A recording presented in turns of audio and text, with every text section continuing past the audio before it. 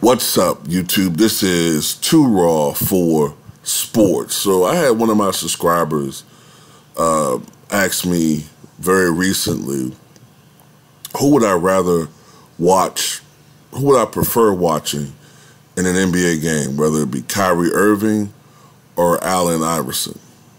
And let me say this, man. Kyrie Irving is a sensational player to watch from an aesthetic standpoint, from the offensive end. He is, in my opinion, the greatest ball handler, the most skilled ball handler I've ever seen. He is. You got to give him that. Phenomenal. When he gets it going offensively, when he's dialed in, when he's giving you 110%, he elevates his game into being, at that time, a top 3 player in the league. When he elevates his game, when he's dialed in and wants to play on both ends of the court at a high level, he can do it. The problem is, Kyrie he has to be severe. He has to be motivated by certain circumstances, extenuating circumstances, to be at that level. One of the curses sometimes that happens is that when you are a person who is uniquely skilled or talented, sometimes you can rely too much on that talent, and it makes you just sort of coast. You feel me? Like, it needs to be a spark in you, and to make you elevate even your game even your great game to another level. So a lot of times, Kyrie is just going by the motions.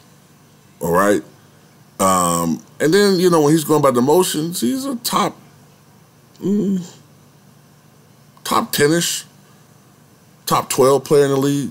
And he's going by the motions. But he can be even greater than what he is. And that's what's frustrating to watch with him. He's going to be one of those guys, when we look back at his career, you're going to be like, why wasn't he even greater than what he is? And it's not a talent of not maxing out your skills. It's a talent of applying those skills at times in certain games and not rising to the occasion and not bringing it 110% every night. That's the problem I have with Kyrie, along with the other things that we're seeing now, where he's just not as invested in basketball as someone who needs to be at that level. He's just not as invested in it. We can see it. Fine, okay, for him, fine. As a fan, it fucking sucks. Allen Iverson is the anti-Kyrie in so many ways. This is a guy who played when there were real giants out there in the paint, when the game was different, when it wasn't catered to perimeter players. And yes, his 42.5% career field goal percentage is low by today's standards, okay? It is. But I always use this guy as a comparison to show you it wasn't as bad as we remember it. Tracy McGrady only shot 43.1% for his career. So if Tracy McGrady, who was 6'7", 6'8", only shot that percentage, and when you look at the fact that AI did not have on his team a Kevin Durant, not by any fucking stretch of the means of the imagination. He never had a LeBron James on his team, not by the stretch of anybody's fucking imagination. It was often just him and a bunch of defensive players around him.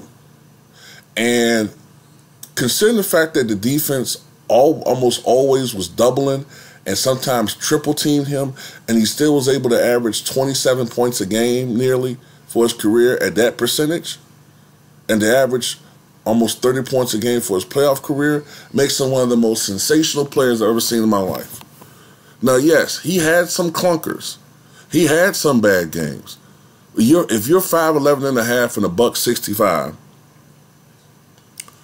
and you're playing a league that was in 1999, let's see, in 1999, Iverson finished just a hair behind, I think, Shaq. No. I take that back. In 1999, Iverson finished a hair above Shaq in scoring. Think about this for a second. Iverson led the league in scoring in 99. I think he averaged 26.8 points per game. Today, 26.8 points per game is not going to get you a scoring title. Of the top 20 scorers in 1999, 14 of them were were post players. Of the top 20 scorers in 1999, 98-99 season, of the top 20 scorers, 14 of them were post players, which goes to show you the level of talent in the as far as power forwards and centers back then compared to today. The league was a land of giants, and AI was a giant killer. And you had to look. AI played hurt. AI played injured. There were tales of how Sixers players had to hide his uniform from him because he wanted to go out there and play. He didn't give a fuck. He felt bad if he wasn't out there to play. And they'd be like, AI, we understand, bro. We don't want you to get hurt further so that you miss another 5 weeks. We got this. Go heal, man. He still didn't, he wanted to play.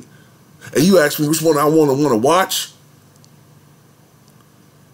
Yeah, Kyrie got better handles. Yeah, Kyrie got a better jump shot. Kyrie got a better three-point ball. A lot of shit, all right?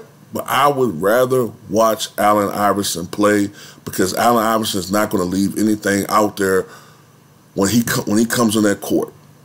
He's not going to leave anything out there. He's going to play 100% every fucking game. And as a fan, he leaves your appetite for superstar play sated. It's a reason why Shaq has so much respect. Shaq has so much respect for a guy like Allen Iverson. It's a reason why Michael Jordan quickly had respect for AI. It's the reason why players felt a certain type of way about AI. He wasn't the best player, but he was the toughest motherfucker in the league. So yes, to answer your question, it's AI by a fucking landslide.